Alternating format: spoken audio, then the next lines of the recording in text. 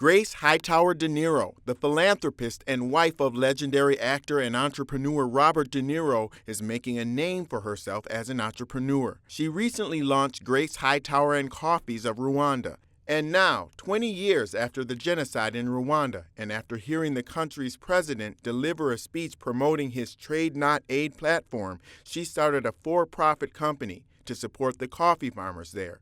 She talked to me about her journey. When people think of Rwanda, they're thinking mainly of just philanthropic straight, but yours is conscious capitalism. Yes, it is. Conscious capitalism. Yeah. I like that. Yes, it is. And I intended for the model to be that way because of the philosophy. I shouldn't say the philosophy, but what President Kagame had spoken about. We want trade, not aid. And that resonated with me and inspired me to create the company, because I love the fact that you are helping the farmers to have a sustainable business, and at the same time leaving them in, with their integrity. So it really resonated with me. Right, and it's an ongoing cycle that continues once you empower them. Yes. To do it themselves. Yes, yes, and it continues. Once they have their business sustained, then they are really thriving to create even better quality coffee. So, the ceiling begins to really raise to an infinite level, which is really wonderful. And this is some of the best coffee in the world you can find in Rwanda. Why is that? Well, first of all, coffee originated in Africa, which is something I didn't know until I, came involved in the business. And in Rwanda especially, you have the volcanic soil, which is really rich. You have the high elevation, which is exactly the proper elevation for the growing of coffee. And one of the things that you have in Rwanda that is not in other countries, for example, like South America, you can sometimes get a drought because of the climate. The climate in Rwanda is really usually quite mild year-round. There's never that extreme fluctuation. It's warm, it's breezy, it's humid, so it's the perfect place to grow coffee. And you actually grew up on a farm. I did. In Mississippi, in Kilmichael, Mississippi. Absolutely, yes. Did you know when you were young that you would end up back in the farming business? No, as a matter of fact, that was the last place I ever thought I would ever want to be, is in the farming business. Why? I think because I grew up on a farm, I wanted to experience something else. And it's funny that you say that, because when I first went to Rwanda, and I never forget, we got up that morning, we were going to visit some of the farms. And as we were riding down the road, oh my God, it just brought back memories. It awakened that little girl in me and how I grew up and the farms and how important it was. I mean, I've been conscious of eating really wonderful, natural, organic foods all my life, but it really just brought back such amazing memories. And there was that connection, that really deep soul connection there for me. And even more, it even enhanced my desire to create the business. When you heard him speak, how long did it take for you to come up with this concept, and how did you come up with the concept? I heard him speak at an event, and I thought, my goodness, first of all, I'll start by saying I had not been aware of the genocide, which for me was an embarrassing acknowledgement. And at the time I heard him speak, I then had been made aware. And when he spoke, I thought, this man, not only trade, not aid, but he spoke of such amazing vision for his country and for his people and for all people. And I immediately started to think about what I could do. I would say it took several months for me to really get a handle on exactly what I wanted to do. I knew I wanted to do something that evening, the minute I heard him speak. But, you say, I want to do something, but what do I do? And how do I make it happen? How do I create it? And I started asking questions, researching, what resources does Rwanda have, and Coffee is the number two main resource in Rwanda. And then didn't know anything about coffee. And of course, it brought me back to farming, and I thought, oh my God, what am I going to do?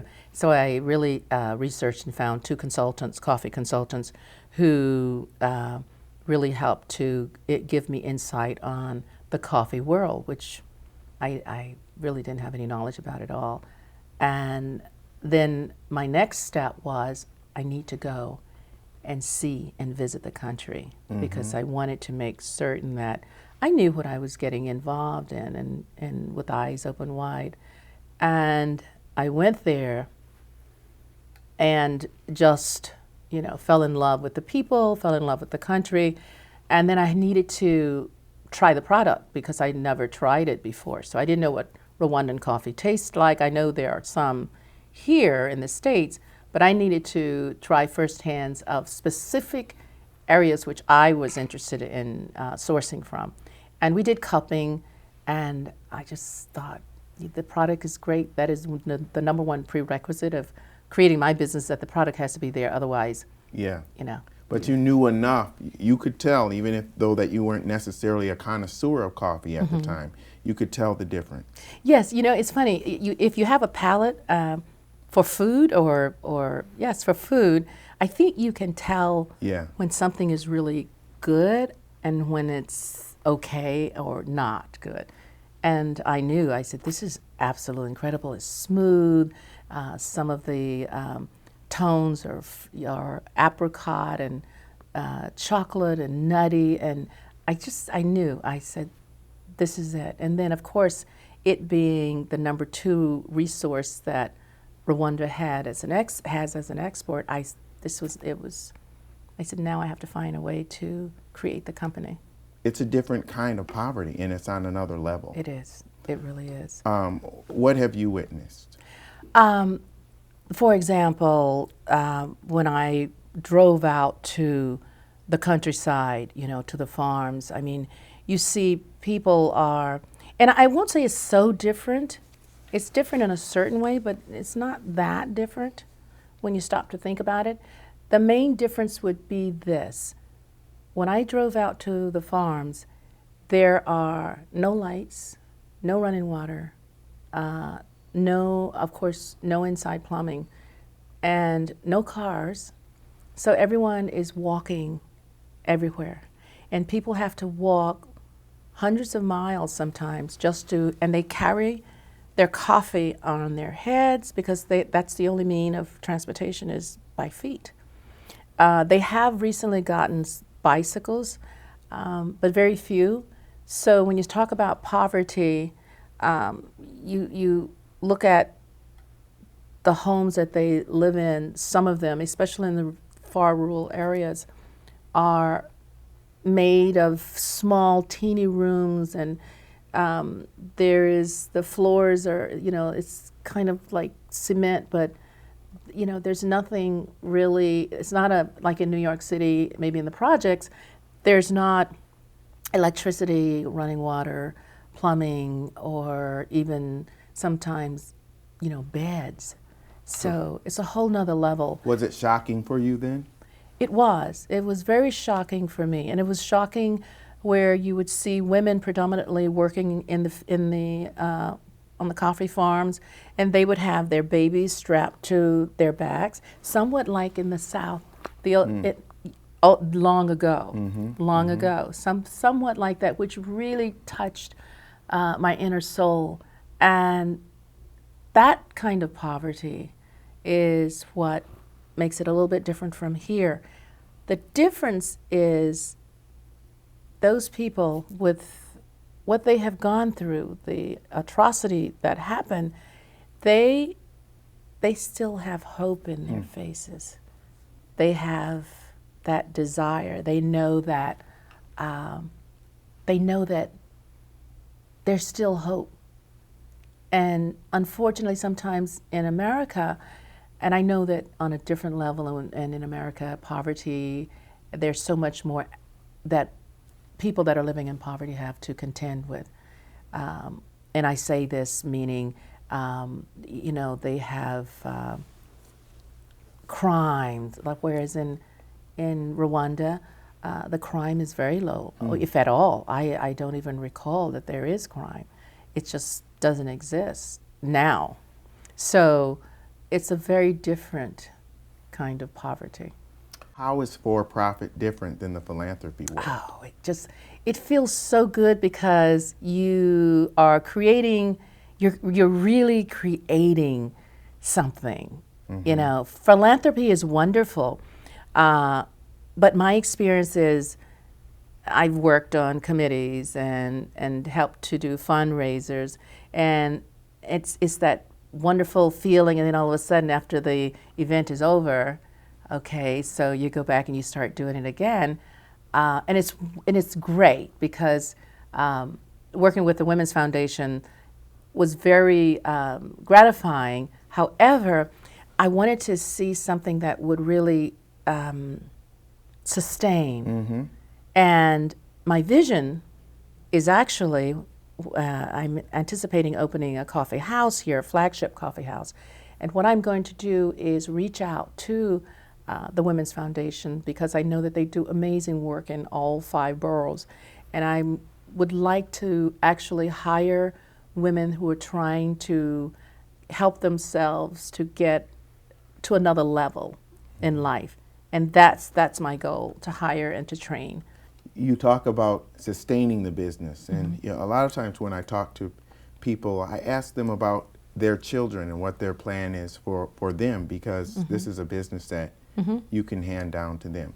Would you expect or hope that your children would be involved in this one day? I certainly would, and they were actually also my inspiration for starting this company because I wanted to leave something for them, and I wanted to leave something that I had created so that they could look at it. And if they do not want to get involved in my company, perhaps they can create a company of their own using that model. Well, they certainly have 2 parents that are serial entrepreneurs. What have you learned from Bob, and what has he learned from you about business? Oh boy, what have I learned from Bob? I would say patience. Really being patient, not to panic, looking at all angles when starting up a business, always thinking that there's another way to do this. There's another way to succeed at this. What do you think you've taught him about business?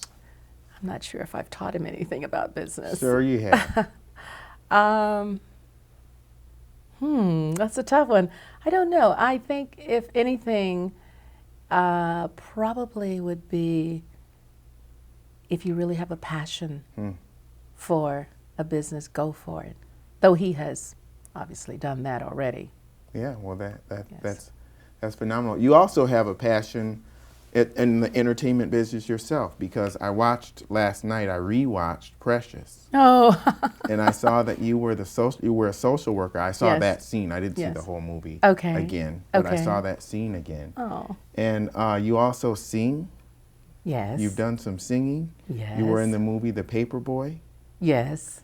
So I do have an affinity for the arts, and I have an affinity for theater. I actually did do off-Broadway plays years ago, and I loved it. It's just a form of art that I find really interesting. And singing, of course, I love music. where does that come from? From back home? Come from back home, church. Same here. Yes. With a name like Hawkins, right? Right. And you know, singing, music is one of those entities that touches everyone's soul, and music is that entity that no matter how you're feeling, you can always feel better with music. I love that, and I love all music. All right, well, continue your great work. It's been great sitting down with you. Thank and you. finding out more. I'm going to continue to follow your company, and especially the flagship coffee house. Come back and see us when you do that, please. I will. You will get an invitation, okay, personally. Thank you very much. Thank you. It's a pleasure. Good to see you. Thank you. And with Grace Hightower, I'm Lee Hawkins. See you next time.